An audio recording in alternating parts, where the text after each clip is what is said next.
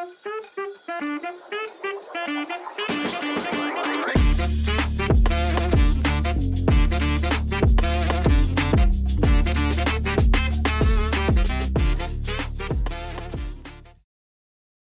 वालेकुम एवरीवन। अभी हमने रिसेंटली मियां साहब के साथ वीडियो की थी CNSA के ऊपर, जो आपकी स्क्रीन से पॉप आउट भी हो जाएगी। अगर आपने वो वीडियोस नहीं देखी तो आई वुड रिकमेंड कि आप वो वीडियो भी देखें और CNSA के बारे में जानें। उसी वीडियो के दौरान मियां साहब से और मेरी जो बिहाइंड द सीन कन्वर्सेशन हो रही थी, तो मियां साहब ने एक केस के बारे में डिस्कशन की जहाँ पे एंटी टेररिज्म एक्ट और CNSA साथ साथ एक ही बंदे के ऊपर चार्ज किया गया था। And now that was very interesting thing, क्योंकि अभी तक मैंने कोई ऐसा केस नहीं देखा जहाँ पे दहशतगर्दों के ऊपर भी नारकोटिक्स के इल्ज़ामात लगते हों। तो मियां साहब से जानते हैं ये मेरे लिए और आपके लिए दोनों के लिए लर्निंग अपॉर्चुनिटी होगी कि केस था क्या और इसके अंदर किस तरीके से दो डिफरेंट शेड्यूल्ड ऑफेंस साथ साथ काम कर रहे थे। मैं हूँ विशाल शाकिर और मियां साहब से इसके बारे में बात कर। अस्सलाम वालेकुम मियां साहब। वालेकुम सलाम। मियां साहब, बड़ा इंटरेस्टिंग केस आपने बताया। अभी हमने उसको उसी जगह पे रोक दिया कि अपने व्यूअर्स को भी साथ लेके चलें। तो बताइए केस था क्या और किस तरीके से दो शेड्यूल्ड ऑफेंस, या इस तरीके से कहूँ कि दहशतगर्दों पे भी अब नारकोटिक्स जलने लग गई है।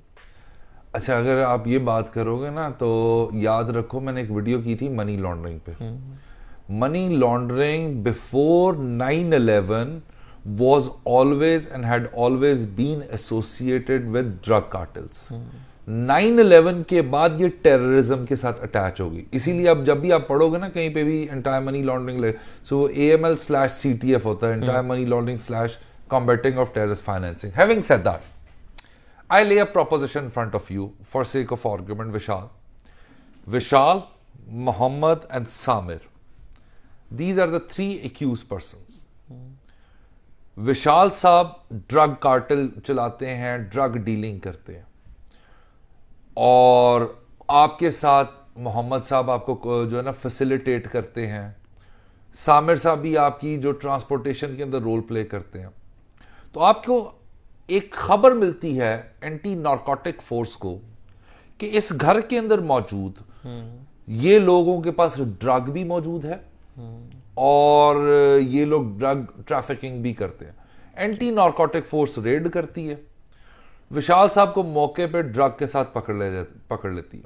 मोहम्मद और सामिर चालाक होते हैं, छोटे से एकदम से खिड़की से जंप मारी, बाहर निकले, दौड़ गए। लेकिन उसमें मोहम्मद बड़ा चालाक होता है, ही always carries a weapon with himself. दौड़ने लगे हुए हैं, नारकोटिक फोर्स वाले पीछे जा रहे हैं, इन्हें लगा कि आगे मैं निकल नहीं सकूंगा, तो इन्होंने क्या किया, एक चौराहा आया, उसमें आकर ताड़ स्ट्रेट फायर करके उस नारकोटिक फोर्स के ऑफिशियल को गोलियां मार दिया और सामिर साहब निकलने में आगे चले गए। मोहम्मद को आगे से दूसरी एजेंसी के लोग, इन्हीं नारकोटिक एजेंसी के दूसरे ऑफिशियल्स ने पकड़ ली।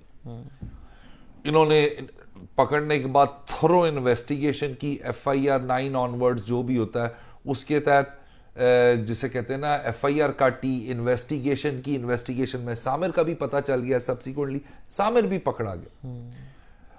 अब जब केस इन्वेस्टिगेशन की स्टेज क्रॉस की और चालान सबमिट करने की बारी आई, तो सवाल यह पैदा हुआ कि हमने FIR 9 की भी दी और इसके अंदर हमने एंटी टेररिज्म एक्ट को भी ऐड कर दिया गया 780, क्योंकि पुलिस ऑफिशियल को पब्लिक थॉरोफेयर के ऊपर गोलियां मार के उन्होंने मारा है। तो अब इसका चालान CNSA कोर्ट में जाना है या ATC कोर्ट में जाना है। This was the proposition.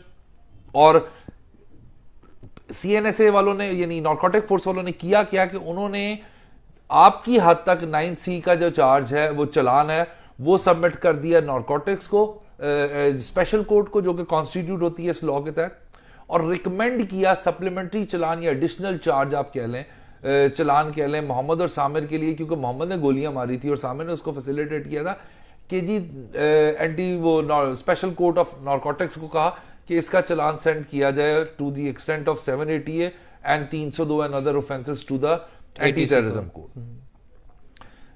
ये प्रोपोजिशन इस ऑर्डर के ऊपर असेल किया गया एंटी नारकोटिक फोर्स की तरफ से लाहौर हाई कोर्ट के अंदर, और ये वहां पे प्रोपोजिशन खड़ी। जस्टिस चौधरी अब्दुल अजीज साहब ने बहुत कमाल से 13 सफ़ों के अंदर इस प्रोपोजिशन के ज़ाब्ता फौजदारी को, CNSA को, एंटी टेररिज्म को, इंडियन लॉ को, अमेरिकन जूरिस्प्रूडेंस को, ब्रिटिश जूरिस्प्रूडेंस को इतने खूबसूरत तरीके से आर्टिकुलेट करके एक अथॉरिटेटिव जजमेंट दी विद अ रीजनिंग कि वो पढ़ के मुझे इतना मजा आया कि I felt like making a video. वो स्टार्ट क्या करते हैं, वो कहते हैं कि अगर ज़ाब्ता फौजदारी के सेक्शन 233 को देखा जाए, वो ये कहता है separate charge for the distinct offences. ठीक है। यानी अगर आप इसको देखा जाए तो बड़ी आसानी से आप ये कह सकते हैं कि अगर आपने सेपरेट चार्ज लगाना है हर डिस्टिंक्ट ऑफेंस को, और अगर इसकी इलस्ट्रेशन को आप पढ़ें तो वो आपको फैसिलिटेट करता है जो सेक्शन की वर्डिंग है समझने के लिए। और मैं आपको यहां पे बताता जाऊं, I don't know as of now Indian position क्या है, जो इंडियन ओल्ड सीआरपीसी उसमें भी ये सेम सेक्शन था और इसी तरह था। तो जब आप इसको पढ़ते हैं विद रेफरेंस टू इलस्ट्रेशन तो ये वाजे हो जाता है, तो ये समझना आसान हो जाता है कि इसकी वर्डिंग के मुताबिक ये तमाम के तमाम आपस में ऐसे ऑफेंसेस हों जो जुड़े हुए हों। फॉर इंस्टेंस अगर आप यहां स्क्रीन के ऊपर देखें 233 को मैं रिप्रोड्यूस कर देता हूं आपके सामने।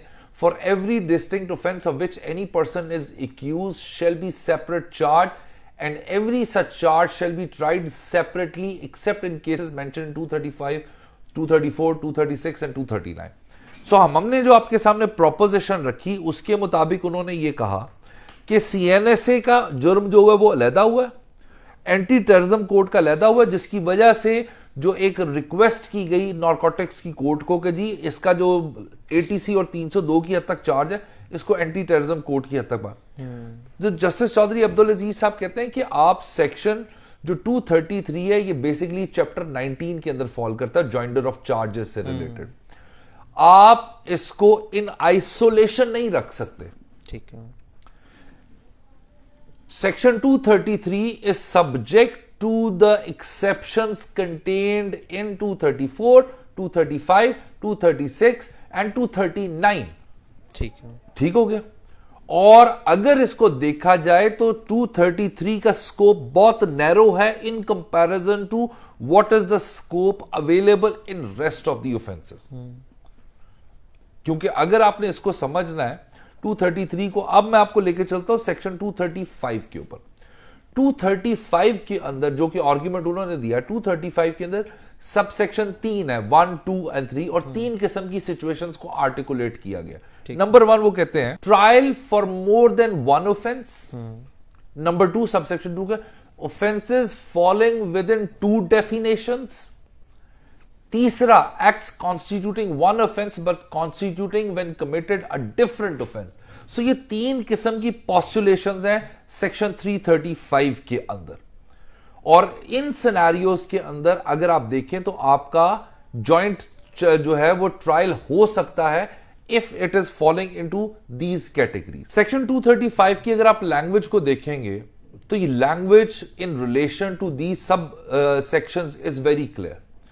एक एक्सप्रेशन यूज किया गया है जो कि पैरामाउंट इंपॉर्टेंस है सेक्शन 235 में इस पूरी प्रोपोजिशन को समझने के लिए, and that falls into subsection 1 और उसकी सेकंड लाइन के अंदर, if in one series of acts so connected together as to form the same transaction।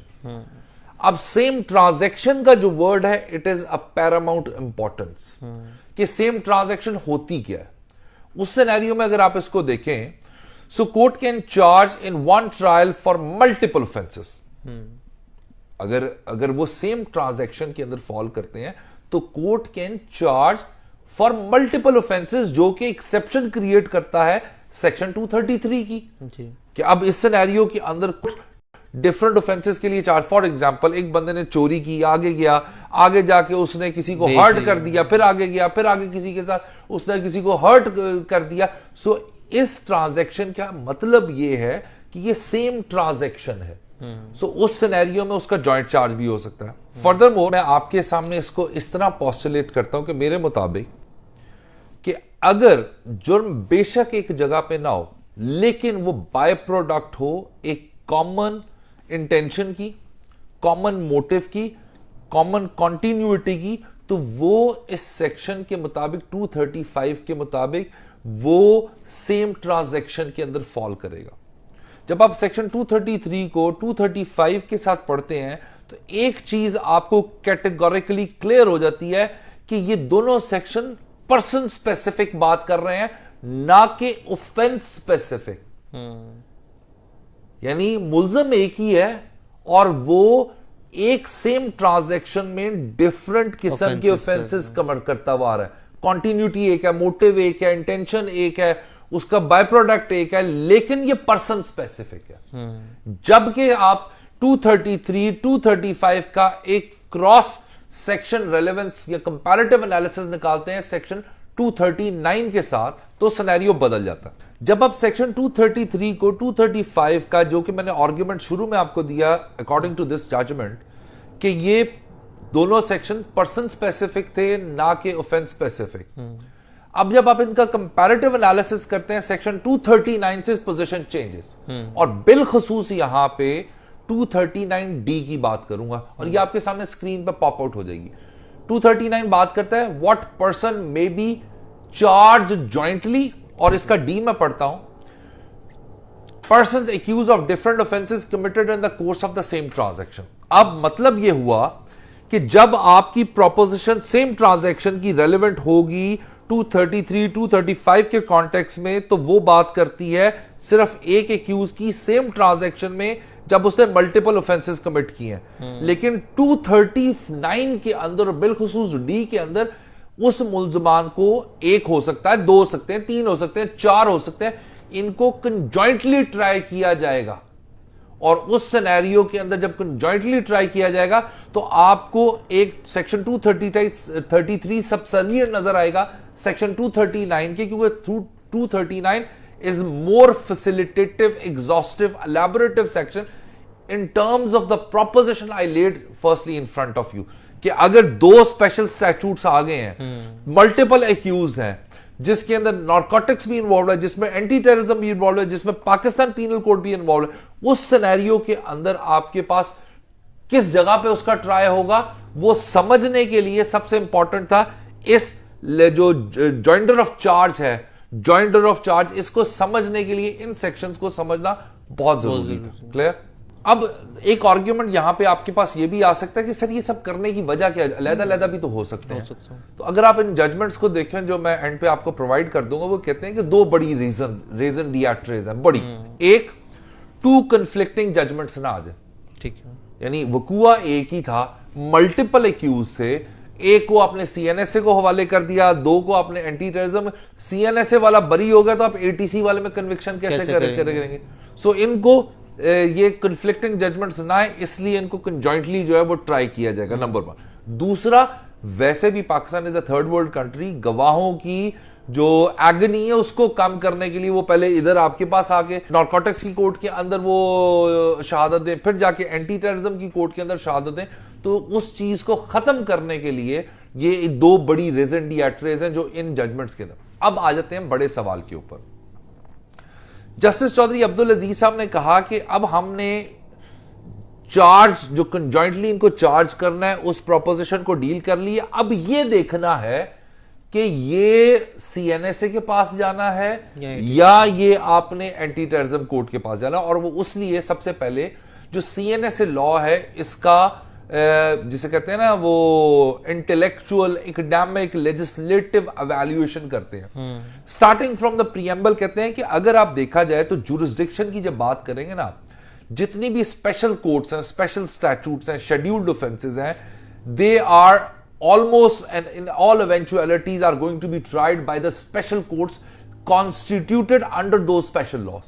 जिस तरह सीएनएसए की स्पेशल कोर्ट कॉन्स्टिट्यूट कर दी गई, अब ये देखना है कि ये इनकी जो जुरिस्डिक्शन है वो लिमिटेड जुरिस्डिक्शन है, स्पेशल जुरिस्डिक्शन है, एक्सटेंडेबल जुरिस्डिक्शन है कि नहीं है।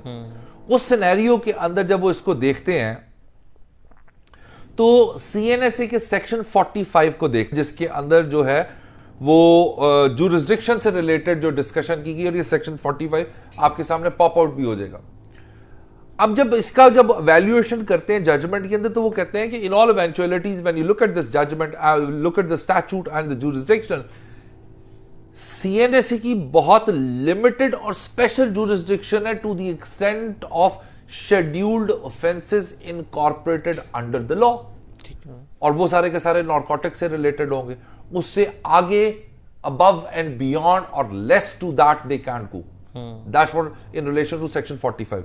Whereas he compares the CNSA law with the anti-terrorism law and also starts with the preamble of the Anti-Terrorism Act and finds the solution to the main problem starting from the preamble. ये आपके सामने ATC का मैं preamble आपके रख देता हूं और वहीं से आपको आपकी इस पूरी बात का जवाब मिल जाएगा. Whereas it is expedient to provide for the prevention of terrorism, sectarian violence and for speedy trial of heinous offences and for matters connected therewith and incidental thereto.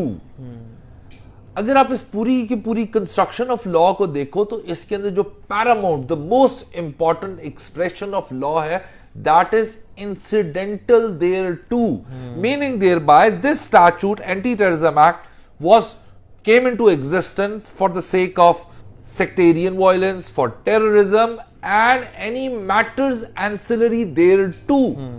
So if you look at the concept of jurisdiction and the relevant articles and the case law discussed by His Lordship Mr. Justice Chaudhry Abdul Aziz from the foreign jurisdiction, he says that the word incidental thereto is a kind of expression in law which gives the authority or which extend the jurisdiction of that court. ठीक है. And if you make a comparative analysis, NSA law and the preamble of जिसे कहते हैं anti terrorism act, तो वो special limited jurisdiction है, ये भी special jurisdiction but extendable jurisdiction है. और इसके अंदर बड़ा कमाल का जो रिलेशनशिप उन्होंने बनाया है 3 सेक्शंस के अंदर अपने आर्ग्यूमेंट को जिसे कहते हैं सॉलिडिफाई करने के लिए, that is section 12 sub section 1, उसके बाद सेक्शन 17 और सेक्शन 21 का M जो है, जब in relation to each other पढ़ोगे तो you come to a conclusion that anti terrorism court has an extendable jurisdiction in comparison to CNSA law, whereby it was held in this DB judgment, it was an appeal matter, it was decided over here that in such a scenario, if the case involves narcotics, case involves anti-terrorism, the case will always and always be prosecuted, tried and before the anti-terrorism court. बिल्कुल. अच्छा sir, इसमें कुछ मेरे questions हैं. जो पहला question मेरे जहन में आएगा वो ये आएगा कि what would be the role of the investigating agency. Two distinct special laws has two different and distinct investigating agencies due to the purpose कि उनकी स्पेशलाइजेशन डिफरेंट होती है. बिल्कुल ठीक है. FIA इसलिए बनाया गया कि उनकी स्पेशलाइजेशन है, they can cater to that offence. Now which investigation agency would play role in these different series. अच्छा, अगर आप इस जजमेंट को देखो ना तो इस जजमेंट में matter was initially investigated by anti narcotic force. ठीक है. अच्छा, एंटी नार्कोटिक फोर्स, देखो बात सुनो, इस सिनेरियो के अंदर एंटी नार्कोटिक फोर्स ने इन्वेस्टिगेट किया, चालान सबमिट किया. ठीक है. अच्छा, और दूसरे मुल्जमान की हद तक उन्होंने कहा कि इसका चालान जो है वो ATC भेजा जाए और जज उसके ऊपर नोट लिखे. Now, after the this authoritative judgment, this says that if at any time the scenario comes whereby you have CNSA and Anti-Terrorism Act, then the matter will be investigated. और दोनों laws के अंदर GIT का concept भी है, joint investigation team भी बन सकती है. तो इसके अंदर अगर कोई ऐसा सिनेरियो हो जिसके अंदर आपका CNSA भी इन्वॉल्व है और आपका एंटी टेररिज्म भी है, तो GIT बना के इन्वेस्टिगेट करके ट्रायल उसका जो है वो एंटी टेररिज्म कोर्ट में ही होगा. डिस्पाइट द फैक्ट कि अगर ATC है, जो चार्ज ऑफ ATC है, that is consequential to the main offence. For example, I am dealing with narcotics, जो आपने प्रोपोजिशन फ्रेम की very excellently, that the ATC Act was the consequential of that particular narcotics effect. इसीलिए तो विशाल मैंने 233 और 239 को बनाया. अगर तो आप 233 के ऊपर रहते, चौधरी अब्दुल अजीज साहब ने 233 पे रहते, फिर तो दोनों के सेपरेट ट्रायल होने चाहिए थे. तो उन्होंने कहा 233 और 35 को इन आइसोलेशन नहीं रख सकते, आपने 236, 37, 38, 39 को भी देखना है. So 239 is basically a facilitating section in that scenario, जहां पे 3 different accuse, multiple or different offenses falling under a special statute. उस सिनेरियो में होगा क्या? सो ये उस सिनेरियो में एटीसी ही उसको ट्राई करेगी। So we are coming to the conclusion of extendable jurisdiction. Extendable jurisdiction, क्योंकि वो स्पेशल और लिमिटेड है, ये भी स्पेशल है बट लिमिटेड नहीं है, Extendable. एक्सटेंडेबल है। Thank you so much sir, it was very interesting. Thank you so much viewers, आपने देखा कि बड़ा एक इंटरेस्टिंग केस था और हमने his lordship Mr justice Chaudhary Abdul Aziz sahab की इस जजमेंट की रोशनी में देखा कि अगर प्रीएम्बल के अंदर there is an extendable jurisdiction तो दो डिस्टिंक्ट स्पेशल लॉज के अंदर भी पैरिटी आने के बाद ये डिसाइड किया जा सकता है कि किस कोर्ट के पास एक्सटेंडेबल जुरिस्डिक्शन है और वो इस चीज़ को एंटरटेन करेगी। And after this judgment, authoritative judgment, अगर सीएनएसए और एटीसी का मैटर साथ साथ होगा तो एटीसी कोर्ट वुड प्रिवेल और जो ट्रायल है वो वहाँ पे चलेगा। इससे रिलेटेड आपका कोई भी क्वेश्चन हो please feel free to drop down in the comment box. तब तक मुझे दीजिए इजाज़त, अल्लाह हाफिज़।